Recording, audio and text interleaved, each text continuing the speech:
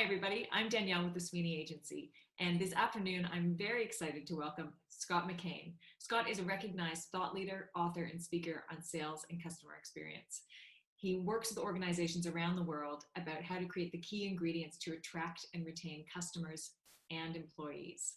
Scott's engaging virtual presentations are filled with insights, ideas, and the practical tools that empower people to take action. Scott, we're so glad to have you join us today. Thank you so much. Danielle, it's a privilege. Thank you for having me and excited to participate in the conversation. Thank you. So Scott, you've recently done a study about why businesses choose or why people choose to do business with one company over another. Will you share some of those findings with us? Yeah, it was very surprising, and particularly in a post-pandemic era, what people are looking for. And the survey was segmented by income and by other aspects. And certainly for those in lower income, price has and will always be extraordinarily important. But when you get above 25,000 US per year, what really made a difference was just the personal interaction that a customer has with any organization. What they found more important than product knowledge, what they found more important than organizational structure, brand recognition, participation of the organization in social activities. What they wanted more was to deal with a friendly individual. And that was true whether it was B2B or B2C. It was true throughout income range. It was true male, female. It was true even between baby boomers and Gen X, Gen Z, millennials. They all want to deal with somebody that creates an ultimate customer experience. That's fascinating. Now, I mean, price obviously does play an element into it. Were there any key elements into that personal experience? Was it one-to-one discussion? Was it reaching someone personally? Can you tell us a little bit more about that? There was variance, interestingly enough, in generations in terms of how many times they will give you if you drop the ball, right?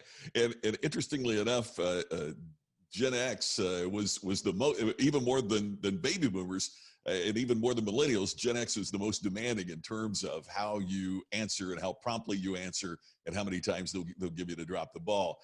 But one of the things that I found that was really, really revealing about the study was the fact that it's all person to person, even if it's B2B.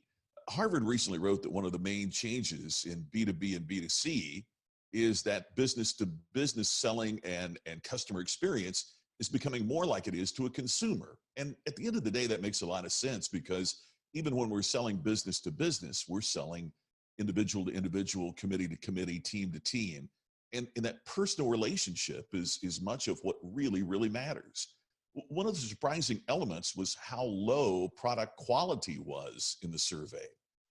And we're going to do some more research into that, but I think it's easy to make the assumption that the reason we were able to rank product quality fairly low as consumers is that if your product isn't of high quality, you're probably not in business anymore anyway. So we've come to take that for granted. But what we're not taking for granted is the ability to deal with someone who is friendly. Friendly even ranked above product knowledge. And I think that's in part true because for many of the products we consume, we can go to Google to get the information. We can go to YouTube to figure out how it works.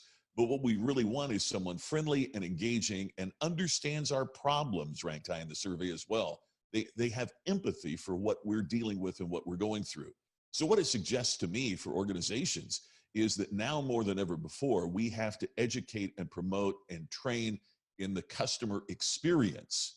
And we have to hire based upon someone's ability to communicate and be personable more than the technical skills of the job. So in other words, hire for personal qualities and then educate and train for the specifics of the position. That sounds like a really interesting shift. Have you seen a shift from a pre-pandemic world to a post-pandemic world where maybe we're not getting that one-to-one interaction? Our interaction relies more on virtual communications. Has there been a shift there as well? Guys, that's a great question. And yes, but what we're seeing is that, and interestingly enough, and this surprised me greatly, is how comfortable all generations feel with these tools of communication now. When it came to Zoom, for example, baby boomers were as comfortable with Zoom as Gen Z.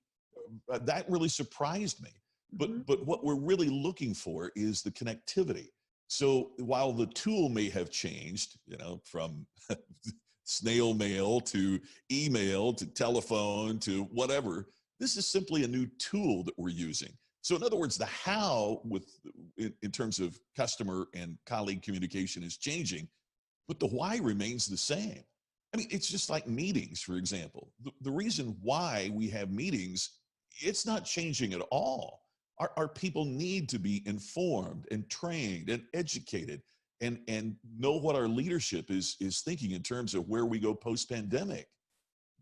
The why of having a meeting hasn't changed at all, but in some situations, the how is changing. And so we have to understand how we use these tools in a way that creates personal connectivity, even though the why is still exactly the same.